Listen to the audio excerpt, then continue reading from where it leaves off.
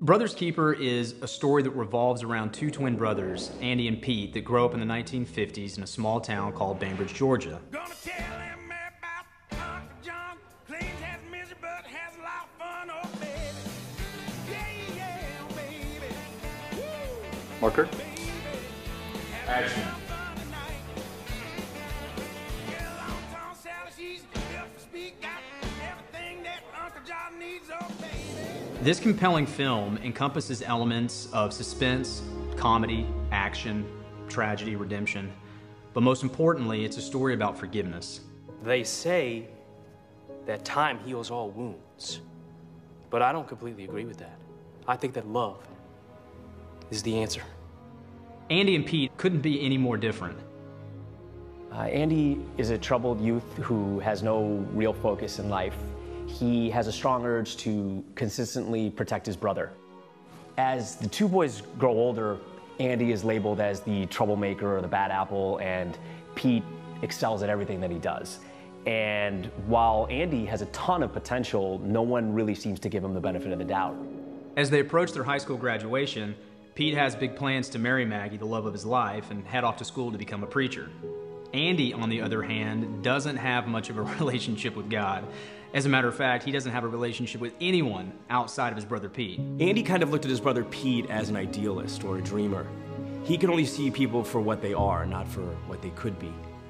This notion is really put to the test when Gordon Lee Master begins to harass the brothers. What's your bid, Lee Master? Don't. My character Gordon is an extremely arrogant guy. He is the son of the wealthiest man in town, and he always gets what he wants. He also hates Pete and Andy. What's sad is to see a cheap leather jacket on a nosebleed. Would you pick up some old-fashioned tips from the city jail? You don't have to take it out on poor old me. Well, Andy, maybe I hate you both. Now, Gordon has always had a crush on Maggie Malloy, who loves Pete, and for the first time in his life, doesn't get what he wants. What does Pete have that I don't have, huh? Due to a terrible twist of events orchestrated by the most powerful family in town, the Lee Masters, not only does Pete not get engaged to Maggie, but he ends up in jail framed for murder. I did not kill Maggie. And I know for a fact that you ain't gonna find anything to make me do it. All right, so you want to do this the hard way, do you? He begins to wrestle with his emotions and question God about this cruel twist of fate that he's been dealt. All the while, Andy relentlessly struggles to find a way to help his brother, even if it means coming to peace with God and abandoning his hopes for revenge.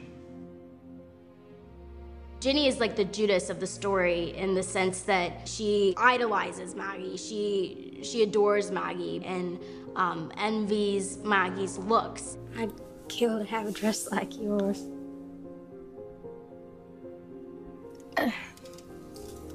Her judgment gets a little bit clouded, and she ends up making some really bad choices. I saw Peter Goodwin crouching over Maggie's body with his hands around her throat. My character knows all about bad choices.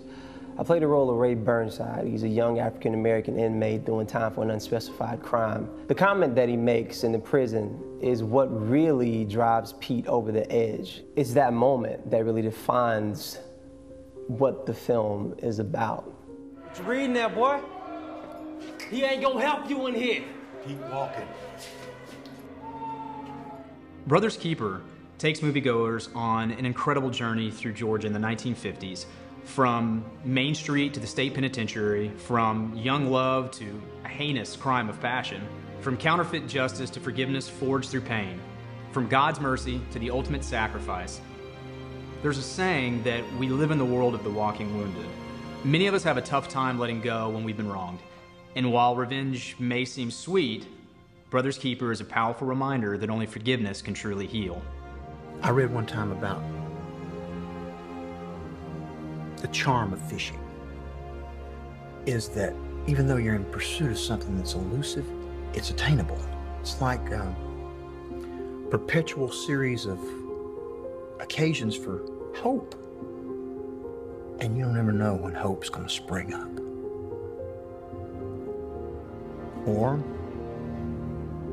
redemption. So we've got this movie. It's completed, ready to go, and we want to share it with you. But there's a problem. It's not your typical big-budget Hollywood film with studio backing. What we're asking from you is if you could help spread the word. Join our team and help us get the movie out there. Now, we're partnered up with this group called CT. It's a great new concept for independent filmmakers like us. We actually have a way for you to help, and today we are asking you for your help.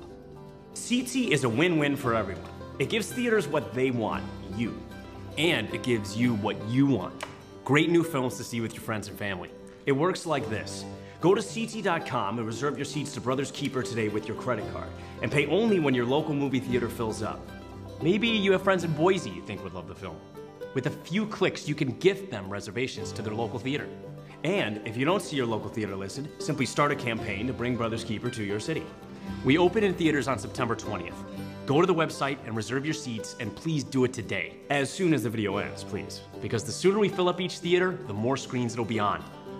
We would love for you to see this movie, so please tell your friends, tell your family, get the word out, and help us get Brothers Keeper into more theaters. You can help us right now today by reserving seats at CT.com. When a theater gets to 500 seats pre-sold for opening weekend, Brothers Keeper is coming to your town.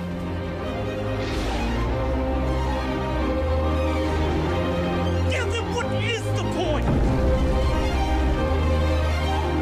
This is about life or death. I ruin everything. I'm the screw-up. You're the perfect one. He didn't do it. He's innocent. As long as you can pull air into your lungs, you've got potential. Potential to help somebody right up to the very end.